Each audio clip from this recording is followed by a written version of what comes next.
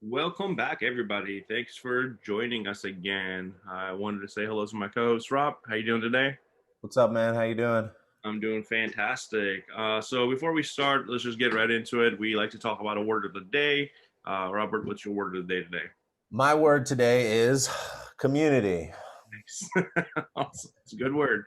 Mine is awareness. And so let's just get it jumping. So last two episodes, we spoke about preparedness and stress and relationship that comes with a positive COVID test.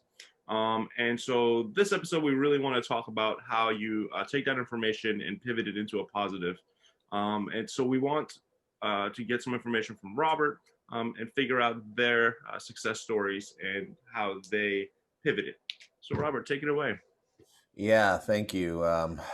So that's right. We started off talking about preparedness, and everybody, if you haven't watched episode one, then you should definitely go back and watch it. We talk a lot about the things that you can do to reduce the amount of stress and the fallout between customers and coworkers and staff and everybody else. Now that you're prepared for what's coming with getting a positive test in the workplace, you're going to want to pivot away from the negative news and get back to your core.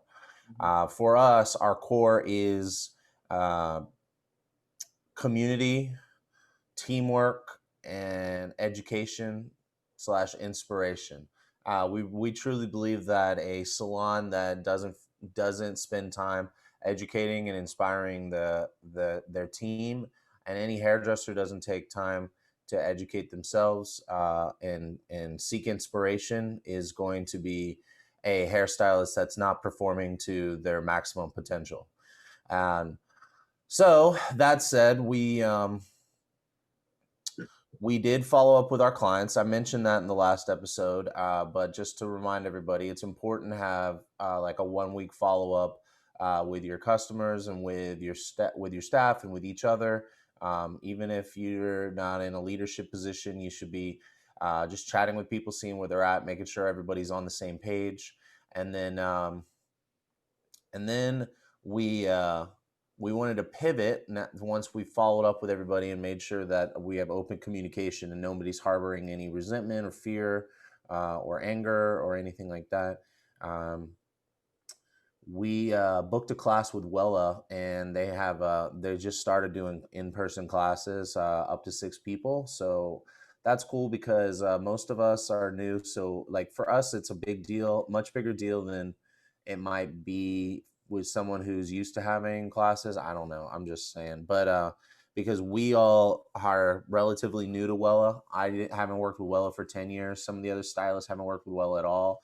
So this, I'm really excited about that. Anyway, so we have a class booked, and then we decided to that it's time that we work on a community initiative. Nice. Yeah, we had one. We had something going on before COVID, but that had to get canceled, and so this is really our first opportunity to get to that core principle. And giving back to first responders. We all just recently had run in with them all, and we're grateful for their service and their sacrifice. So and it's been really well received.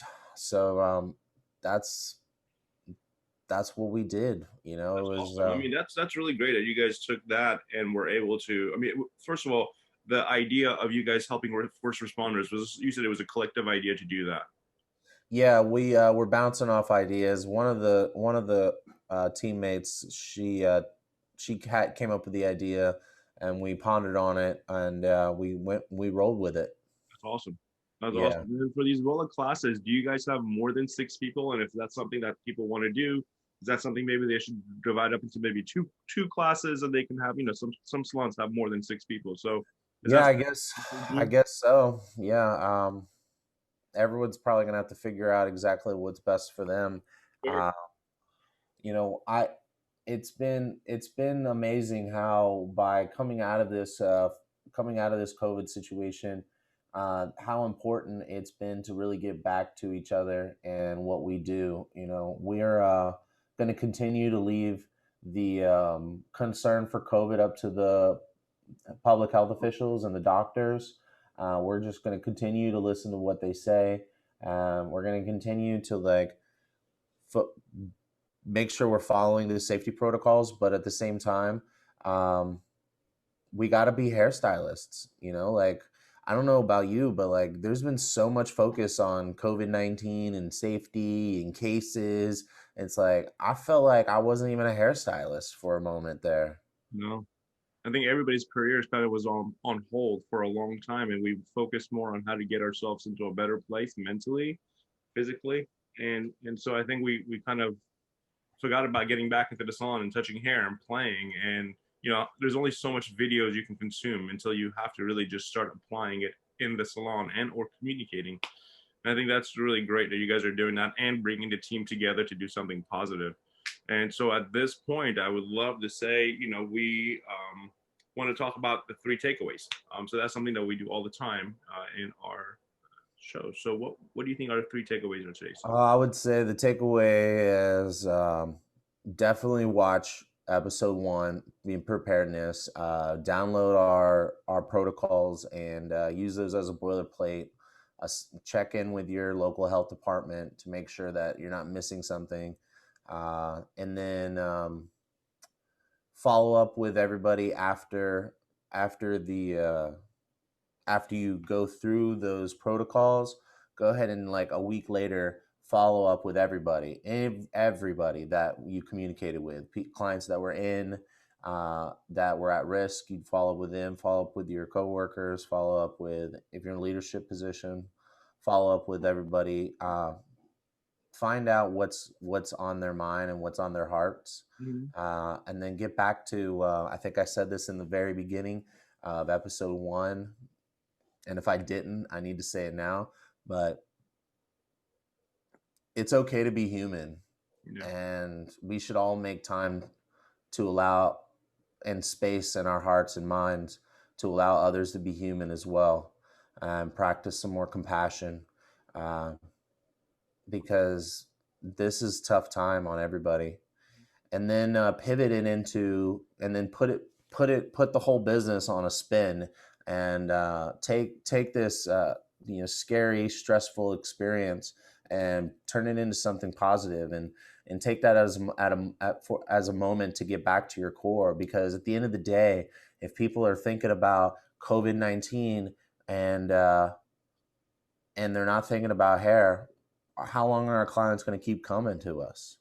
You know, we've all averaged so many new clients. We're getting so many new clients, since June. So it's June, July, August, September, in 4 months.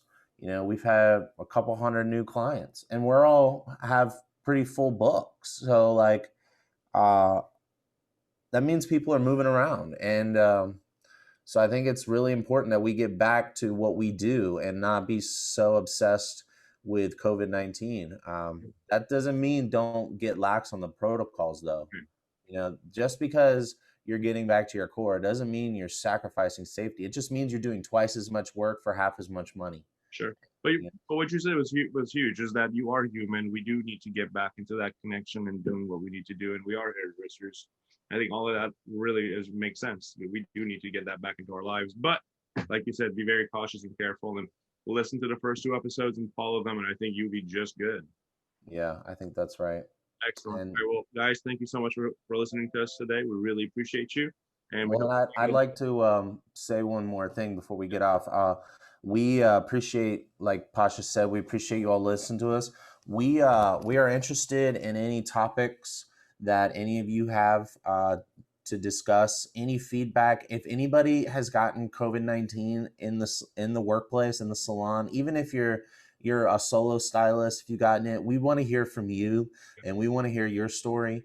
And we want to learn from what your experience was, because this is our experience, and we spent a lot of time talking about it, but and thinking about it. But we would love to provide any anything to the rest of the community, the hairdresser community. Whether it's an input that we need to take on ourselves or that you want to share with us, that you want to share with, that we want us to share with other people, please bring that on. Like Rob said, I think any of that is great for us. Yeah, that's a good point too. Like, we want your feedback, we want your interaction. This is not just us talking to you, and well, this is not a one-way conversation. So please feel free to send us a message and make any comments or posts and stuff. That's awesome thought, Rob. Thank you for bringing that up. That's a really, really important piece to us, and that's really what we're doing. We're doing this for the people that are listening to us. So that's amazing. I love you guys. Thank you for being here. We really appreciate you guys, and hope to see you guys on the next episode. All right, take care. Bye-bye.